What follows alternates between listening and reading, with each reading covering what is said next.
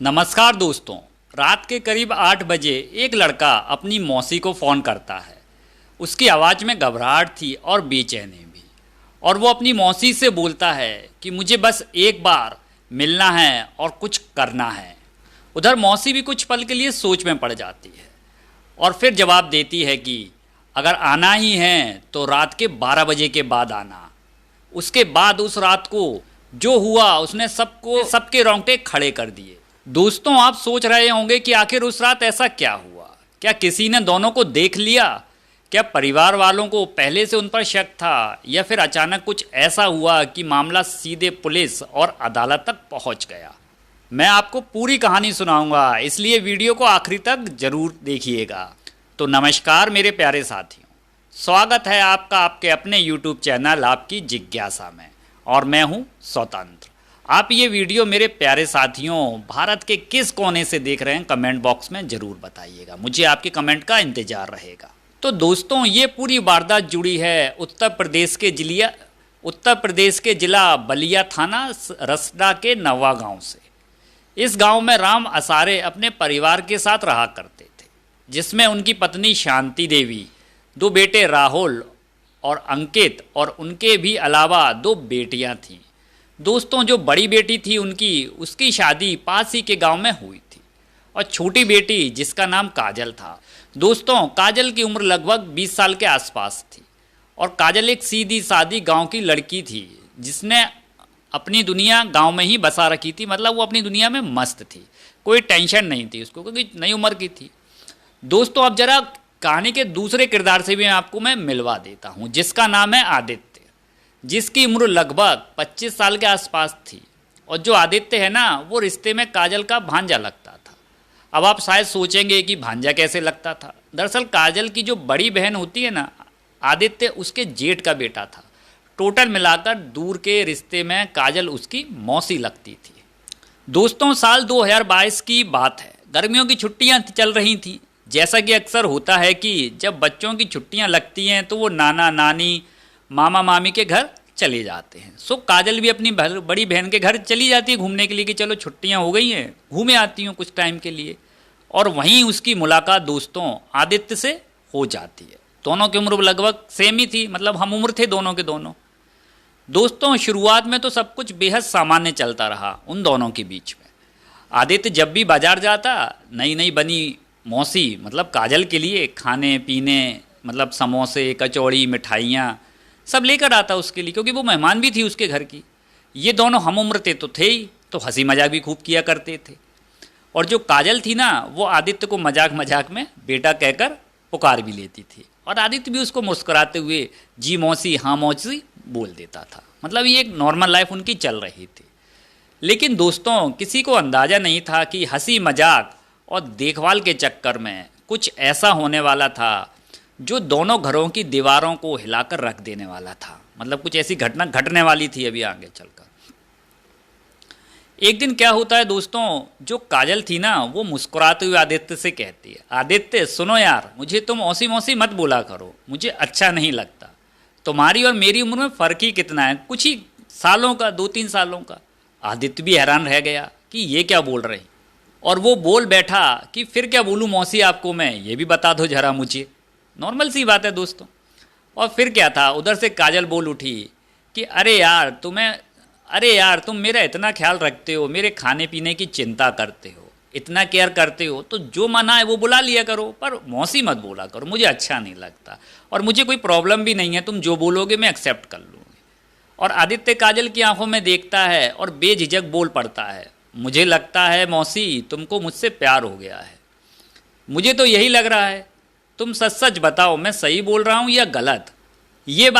ये बात आदित्य के मुंह से सुनकर काजल पहले तो चौंकती है और थोड़ा झिझकते हुए बोलती है कि मार खाएगा क्या, कुछ भी बोले जा रहा है, पता नहीं मैं रिश्ते में तुम्हारी मौसी लगती हूँ, ऐसी बातें तुम्हारे मुंह से शोभा नहीं देती आदित्य। पता है दोस्तों, आदित्य के जो इरादे थे ना, वो कुछ और ही थे। मतलब वो दिमाग में पहले ही सेट कर चुका था। वह मुस्कुराते हुए काजल से कहता है कि मौसी पता है, प्यार ना तो रिश्ता देखता है ना ही उम्र देखता है, प्यार किया नहीं जाता मौसी, बस हो जाता है, जैसे मुझे तुमसे हो गया। मौसी मुझे तो हो गया, शायद आपको भी हो गया है मुझसे, तो डरना किस बात का, बेझिझक बोल दो आप जो भी मन में है।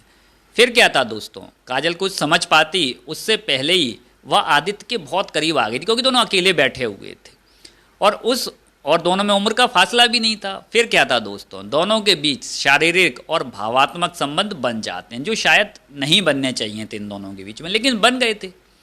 दोस्तों धीरे धीरे समय बीतता गया और काजल की छुट्टियां खत्म हो गईं। फिर क्या था, काजल अपने वापस गांव लौटे आती है और आदित्य वहीं रह जाता है। लेकिन काजल और आदित्य का जो प्यार का सिलसिला शुरू हुआ था ना दोस्तों, वह रुकने का नाम नहीं ले रहा था। रुकता भी कैसे, आप भी समझ सकते हो ये बात। तो अब क्या होता दोस्तों, काजल जो थी ना, वो घंटों अपनी माँ का फ़ोन लेकर आदित्य से बात छुप छुप कर करना शुरू कर देती है घर पर। ये तो होता ही है दोस्तों, ये तो आप भी जानते हो, जब प्यार होता है तो, और नई उम्र का प्यार था इन दोनों का, तो नई उम्र ही थी दोनों की। ये दोनों एक दूसरे के बिना रहने की कल्पना भी नहीं कर पा रहे थे। दोनों कस्में खा रहे थे, दोनों वादे कर रहे थे, जो नए नए प्यार में होता है। दोस्तों काजल जो थी ना, वो कभी कभी डरती भी थी और फ़ोन पर आदित्य से कहती कि आदित्य, अगर समाज या रिश्तेदारों को या मम्मी पापा किसी को भी पता चला कि मौसी भांजे के बीच में ऐसा रिश्ता चल रहा है, तो लोग क्या कहेंगे, हमारी धज्जियाँ उड़ जाएंगी। ये सोचकर मुझे बहुत डर लगता है यार। कोई भी हो दोस्तों, वो भी डरेगा ही, क्योंकि इनका रिश्ता ही कुछ ऐसा था। सो काजल का डरना भी अपनी जगह बिल्कुल एकदम सही था दोस्तों। खैर समय गुजरता गया दोस्तों, लेकिन कहते हैं ना कि इश्क और मुस्क छुपाए नहीं छुपते हैं। अब होता क्या है कि दोस्तों, काजल किसी न किसी बहाने से बार बार अपनी बहन के घर आने जाने लग जाती कि आदित्य से मुलाकात होना शुरू हो जाए, और दूसरी तरफ आदित्य भी कभी कभी किसी बहाने से अपनी चाची के मायके आने जाने लग जाता है, मतलब काजल के घर आना जाना शुरू कर देता है। मतलब दोनों एक दूसरे के आने जाना लग जाते हैं। फिर क्या होता है दोस्तों कि जो काजल के घर वाले होते हैं ना, उनको आदित्य पर शक हो जाता है कि कुछ ना कुछ तो गड़बड़ है काजल और आदित्य के बीच में, क्योंकि काजल के हाव भाव भी बदल चुके थे, अपने उसमें रह रही थी वो, आप समझ सकते हो। और काजल के मम्मी पापा और भाइयों को अब लगने लगा था कि काजल और आदित्य के बीच में कुछ ना कुछ खिचड़ी जरूर पक रही है। ये तो आप भी जानते हो दोस्तों कि जब घर वालों को बच्चों पर शक होने लग जाता है तो वो उसकी शादी कराने का सबसे पहले काम करते हैं, मतलब इसकी शादी करा दो, कहीं बात हाथ से ना निकल जाए, इस चक्कर में वो शादी कराने की बात करने लग जाते हैं। सो काजल के घर वाले भी यही सोच रहे थे कि इससे पहले कि बात ज़्यादा बिगड़ जाए, काजल की अपन शादी करवा देते हैं। ये उनके दिमाग में चलना शुरू हो चुका था। और दोस्तों जैसे ही काजल को भनक लगी कि उसके लिए लड़के देखे जा रहे हैं, मतलब घर वाले तैयार हो चुके हैं कि अब इसकी शादी करवा देंगे, तो उसके पैरों तले ज़मीन खिसक गई कि उसने सोचा भी नहीं था कि ये हो जाएगा एकदम। और फिर क्या था, उसने रोते बिलखते अपनी माँ और बहन से सच सच बोल दिया कि माँ, मैं आदित्य से प्यार करती हूँ और शादी करूँगी तो सिर्फ और सिर्फ उसी से करूँगी, इसके अलावा मैं किसी से नहीं करूँ। दोस्तों ये बात काजल के मुंह से सुनते ही घर में भूचाल आ जाता है। और फिर क्या था, पापा मम्मी भाई सब ने मिलकर उसको बुरी तरह डांटा और बोले, पगला गई है क्या, वो तेरी बहन के जेठ का लड़का है, पता है ना तेरे को, फिर भी ऐसी उल्टी सीधी बातें कर रही है, रिश्तेदार और समाज क्या कहेगा, सोचा कभी इस बारे में। एक बात कान खोल के सुन ले काजल, शादी होगी तो किसी और से होगी, इससे नहीं हो सकती। लेकिन दोस्तों ये सब बातें सुनने के बाद काजल ने एकदम खाना पीना त्याग दिया, मतलब उसने खाना पीना छोड़ दिया। दिन रात रोना धोना तड़पना, और नतीजा इसका ये हुआ उसका कि उसको डिहाइड्रेशन और तेज बुखार हो गया, उसकी तबीयत बिगड़ने लग जाती है। जब तबीयत बिगड़ी तो उसको हॉस्पिटल में भर्ती कराना पड़ा, मतलब काजल को उसको भर्ती करा देते हैं घर वाले, और 2-4 दिन हॉस्पिटल में एडमिट रहने के बाद डॉक्टर उसकी छुट्टी कर देते हैं कि अब इसको घर ले जाओ, अब ठीक है जी। और जब ये बात आदित्य को पता चली कि काजल उसके गम में बीमार हो गई है और अस्पताल में भर्ती थी और आज ही छुट्टी होकर वापस आई है, तो उससे रहा नहीं गया। और फिर क्या था दोस्तों, आदित्य ने उसे फ़ोन लगा दिया और बोला, काजल तुम कैसी हो, मैं तुम्हें इस हालत में देख नहीं सकता हूँ यार, मैं आ रहा हूँ, तुम चिंता मत करो जरा सा भी।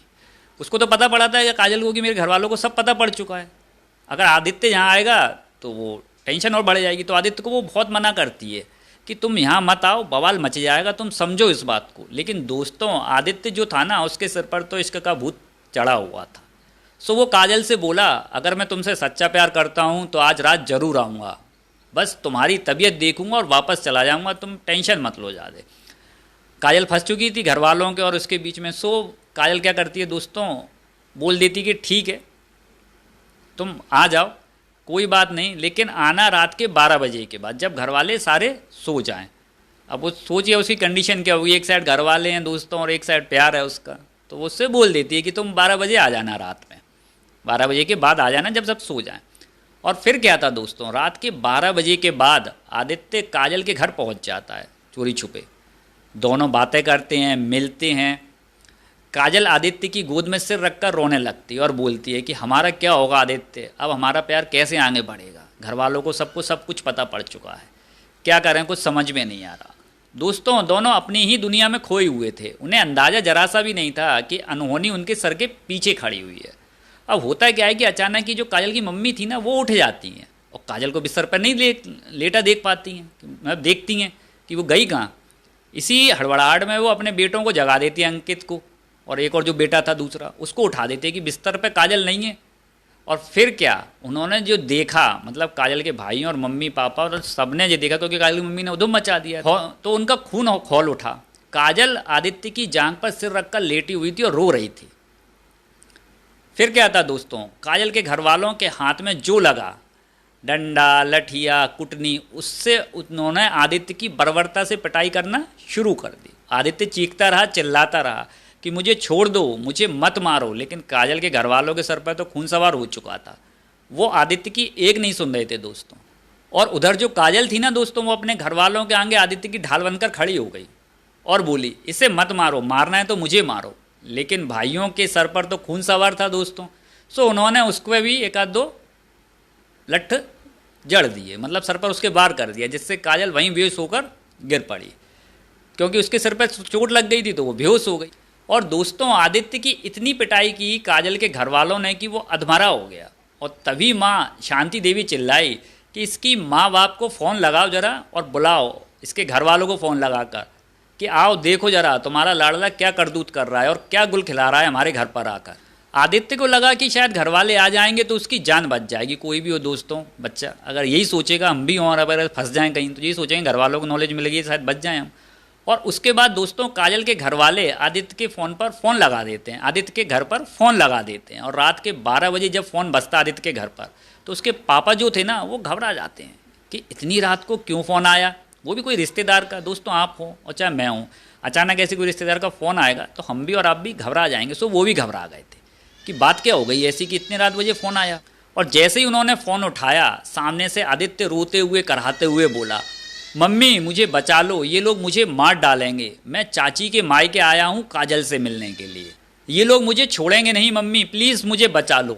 दोस्तों इससे पहले की बात पूरी होती फ़ोन कट गया। और फिर क्या था, आदित्य का परिवार बदहवास हालत में गाड़ियों से काजल के गांव की तरफ दौड़ पड़ा। और आधे घंटे के भीतर जब वो वहाँ पहुँचे तो वहाँ का मंजर देखकर सुमन देवी जो कि आदित्य की माँ थी बेहोश हो गई।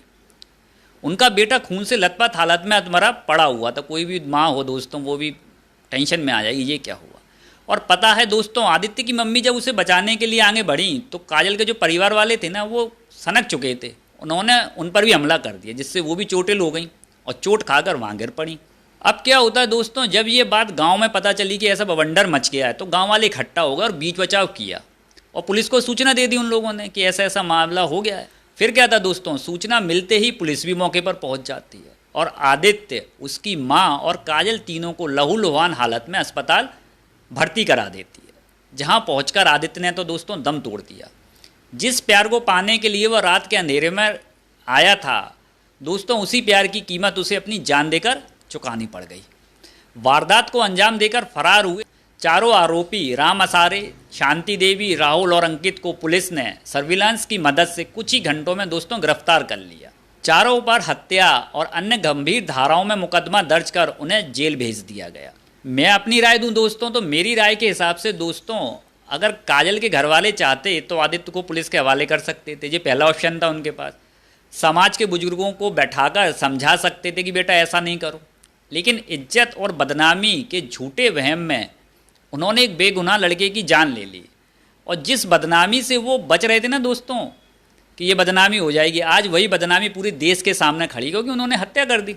ये कहानी सुनाने का मेरा मकसद दोस्तों आप लोगों को जागरूक करना और समाज को जागरूक करना है, ना कि डराना है। बिल्कुल डराना नहीं है। जितनी भी कहानी मैं दोस्तों आगे सुना रहा हूँ शायद आगे भी सुनाऊँ, जिससे आप सतर्क रहें, जागरूक रहें। अगर आप जागरूक रहेंगे तो अनहोनी से बच पाएंगे आगे आने होने वाली। आपको क्या लगता है दोस्तों, अपनी राय कमेंट बॉक्स में ज़रूर बताइएगा। और अगर आपको ये वीडियो पसंद आई हो तो वीडियो को लाइक, शेयर और चैनल को सब्सक्राइब जरूर कर दीजिएगा। और साइड में जो बेल आइकन दिया दोस्तों, उसको भी प्रेस कर दीजिएगा, जिससे आने वाले वीडियो के सारे नोटिफिकेशन आपको टाइम पर मिलते रहें। तब तक के लिए आप मुझे आज्ञा दीजिए। धन्यवाद।